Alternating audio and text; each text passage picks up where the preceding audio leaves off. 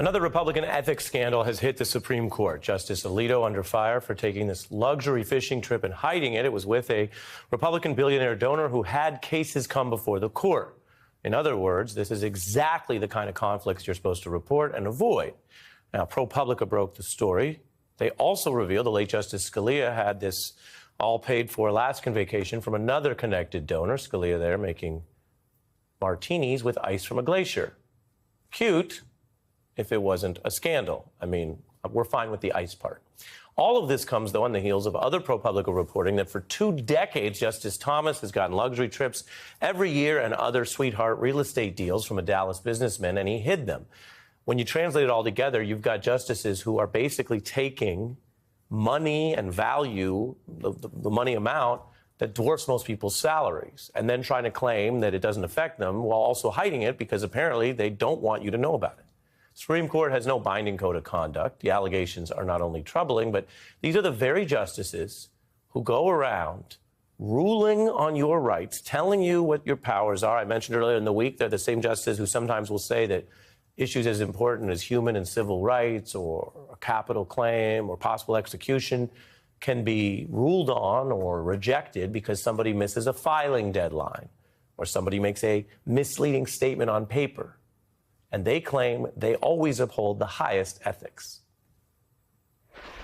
We can lead by example to live a life of morals and manners. People of character can help to inculcate virtue by exhibiting moral strength to do what is right despite frustration, despite temptation. The policy that I followed during all my years on the bench, which is to bend over backwards, to make sure that I didn't do anything that came close to violating the code of conduct or give anybody the impression that I was doing anything that was improper. That last statement there, Justice Alito, is just false.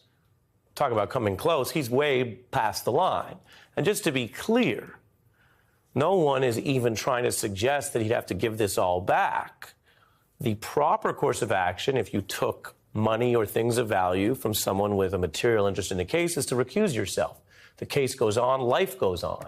Just like the proper thing in many of these instances would be to disclose what they're doing, because that's how transparency laws work, doesn't even mean they're not allowed to do it. And yet, at that very basic minor level, these people who tell you what to do, who rule on your rights, Justice Alito telling you you can't have a right to certain health care and abortion decisions, will then go out with a straight face and talk about their standards and what they do. It is hypocrisy of the highest order, and it has put a cloud over the Supreme Court. And if you bring the news, and ProPublica has been reporting on this, stories about other justices, we will report them out. I promise you this is a big issue no matter who does it. It is also a fact right now, and the reason you can't do false equivalency, that this is the rot in the wing of the court where Republican donors and right-wing corporate interests cozy up to and grift and try to soft bribe Republican appointees. The Chief Justice has to step up, and so far he has not, even as more and more comes out. He claims, though, he wants to have high standards of conduct. And on a final issue of concern inside the court, I want to assure people that I am committed to making certain that we as a court adhere to the highest standards of conduct. We are continuing to look at things we can do to give practical effect to that commitment. No, you're not. So far, he has not taken the action. He is the one person with the power to bring the justices together, to use the role of Chief Justice to do more, to force transparency, and then to announce in binding ways what he's doing, which is exactly what they always say everyone who's judged by the court is supposed to do. I will mention in full disclosure, I'm a member of the bar. I'm a lawyer. Supreme Court's powerful. A lot of lawyers and even legal journalists feel some type of way about dealing with the court or criticizing the court. It's a matter of public record, for example, that I've said one of my dream interviews would be to interview Chief Justice Roberts. But my fidelity to this job, journalism, and being straight with you goes above whatever he thinks about whatever we do here. So I have to say publicly, now that it's been a little time and the scandals keep breaking and he has done nothing binding, Chief Justice Roberts, you are failing the court and your own stated ethical guidelines for it.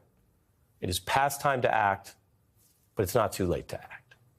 Now, a survey conducted before the news about Alito broke shows, no surprise here, the Supreme Court's approval has crashed to an all-time low, 30% approval among registered voters. Now, let's be clear, the court is not supposed to win any popularity contests, but it has been, in the past decades, one of the institutions of government that has had higher trust and approval, not because people agree with everything it does, but because of the belief or perception that what it does is based on independent findings of law and not just politics or PR or trying to win the next election like the other branches.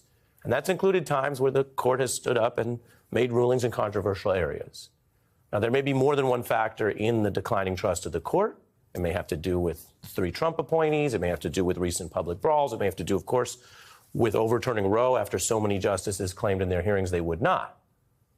But it also clearly is not helped by these rank Republican grifting scandals. And it doesn't need to be this way.